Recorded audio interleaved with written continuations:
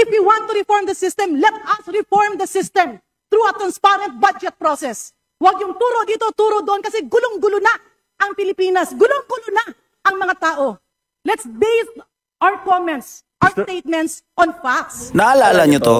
Basta sinabi ko sa inyo. And he is a very weak leader. Anong gagawin natin? Yan. Yan yung sinabi ni Digong, na si Marcos ay isang weak leader. Tingnan natin itong video na to kung saan sinabi ni Erice kung gaano kawalang kwenta itong presidenteng to. Sino po ang unang may responsibilidad? Ang Pangulo. 2023, GAA, sinalaula ng Kongreso. Binawasan ang pondo niya ng halos 300 bilyon. Hindi nangyari yan sa kasaysayan ng mga naging Pangulo sa Pilipinas. Pinabayaan niya, hindi siya kumibo. Yung kabinete niya, hindi kumibo. Specific yun. 2024, binawasan, sinalaula ng Kongresong ito, 500 billion. Binawasan ng President's budget, hindi kumibo ang Presidente, hindi kumibo ang ating mga kabinete. 2025, 473 billion, pati yung mga pondo para sa mga flagship projects ng Pangulo inalis. Kaya na-delay na lahat ng mga proyekto. Hindi pa rin kumibo ang Pangulo. Hindi pa rin kumibo ang kabinete. Number one na may problema, command responsibility ang ating Pangulo. Very specific yan. Pangalawa, pinsan ng Presidente. Ang ating speaker noon, si Speaker Romualdez. Hindi ba sila nag-uusap? No, mga kababayan, tama nga si Digong, no? Marcos is a weak leader. No? Parang wala lang. No?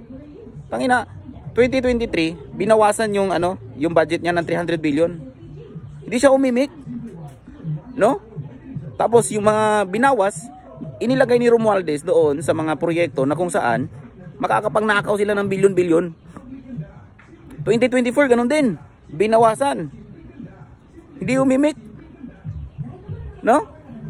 Kasi aminin na natin, yung mga congressman kasi, nagkukumahog kasi yan sa approval ng presidente.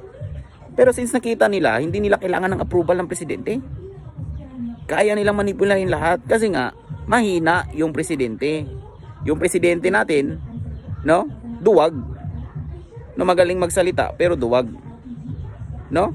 Kasi sa nakalipas na 3 taon, ang umaas ng presidente natin, si Bunjing. No? Feeling presidente. Siya yung pumupunta doon sa mga project.